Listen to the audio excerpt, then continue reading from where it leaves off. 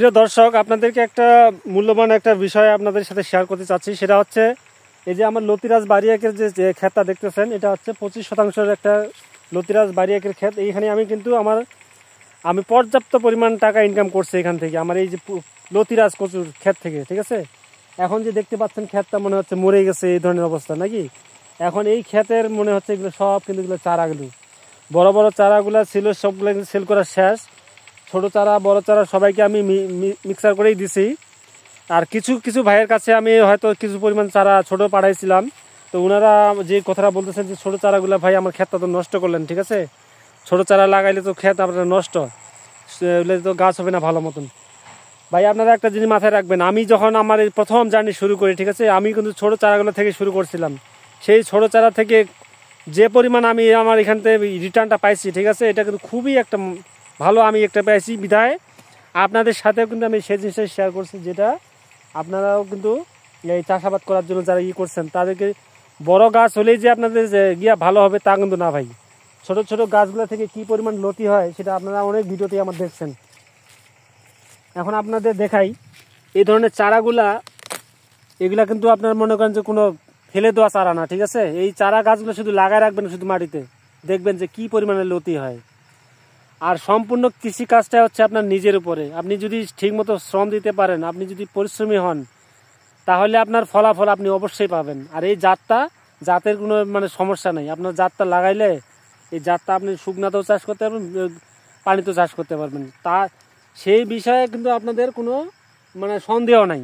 এই জন্য আমি আপনাদেরকে বলি যে ছোট হোক আর বড় হোক, এটা নিয়ে কোনো সমস্যা না। আপনারা লাগাইলে ওটা যত্ন নেন ঠিক মতন, দেখবেন যে আপনার ক্ষেত কত সুন্দর হয়েছে এবং সেখান থেকে কত পরিমাণ লাভবান হয়েছেন। আর এখানে দেখতে পাচ্ছেন সম্পূর্ণ চারা আমি দিয়ে শেষ করছি।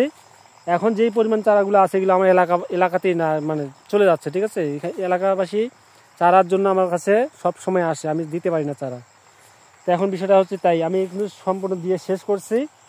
আর সবাইকে এটাই বলবো যে আপনারা কৃষিকাজটাকে একটু মনের মতো করে করার চেষ্টা করেন, দেখবেন যে অবশ্যই লাভবান হতে পারবেন। এখান থেকে কি পরিমাণ টাকা ইনকাম করছি 25% জমি থেকে। এখান থেকে ওই যে ক্ষেত তৈরি করছি, ওখান থেকে আবার নতুন ক্ষেত তৈরি করছি লতিরাজ বাড়িয়াকেরই।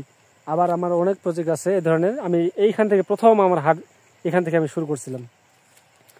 তো যাই হোক দর্শক, আপনারা ভালো থাকবেন, সবাই সুস্থ থাকবেন। আর এই জমিতে আমি কি করব জানেন, এখানে আমি এখন আলু চাষ করব। কারণ এক জমিতে বারবার এক ফসল ভালো হবে না।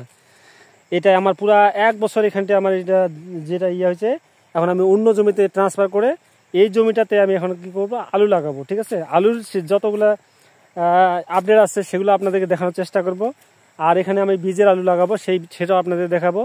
আর আপনারা আমার সাথেই থাকবেন, একটু দয়া করে কৃষকদের একটু পাশে থাকার চেষ্টা করবেন ভাই।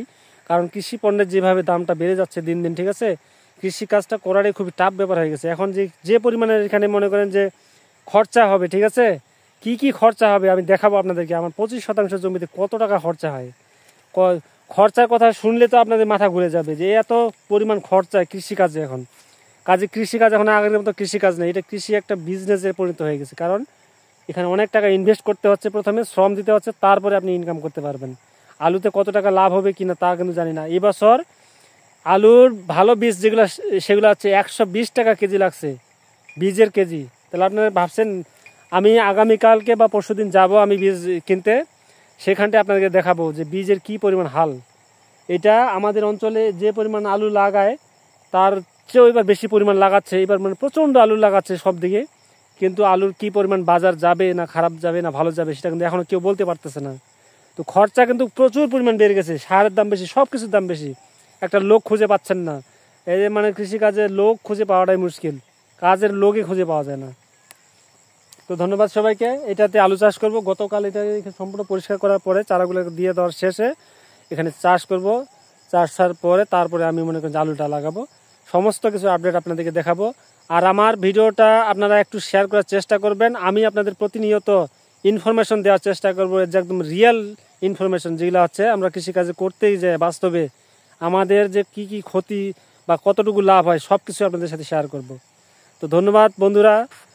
আর কৃষকদের একটু সাপোর্ট করবেন, কৃষকদের সাথে থাকার চেষ্টা করবেন, কৃষকদের একটু উৎসাহিত দিলে তারা কিন্তু যদি উৎপাদন করে যে কোনো ফসল, সেটা কিন্তু দেশের জন্য ভালো হবে, সবাই খেতেও পারবে। আমি চাই না ভাই এত টাকা দাম বাড়ুক, আলু 100 টাকা কেজি লাগুক, ঠিক আছে, আমি চাই না এটা।